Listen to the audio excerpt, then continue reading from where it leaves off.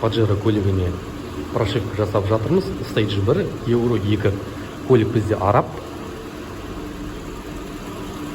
Үштік қозғалтқышпен жабдықталған. Көлікте катализаторын кеше ғана мынаған видео шыққан болатын. Катализатор бітеп қалып, сол катализаторын алып тастағаннан кейін енді прошивкаға келді маған. Қазір прошивкасын жасап болдық. Енді көлікті от алдырып немесе қыздырып қойдық. Сөндіреміз қазір, бір тексеріп көрейік. Барлығы дұрыс жасап тұрма.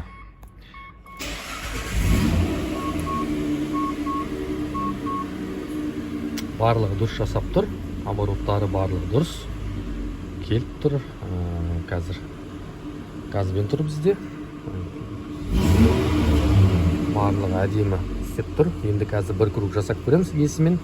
Чек жана ма, катализатордың ошибкасы қала ма, қалмай ма, соны бір білетін боламыз.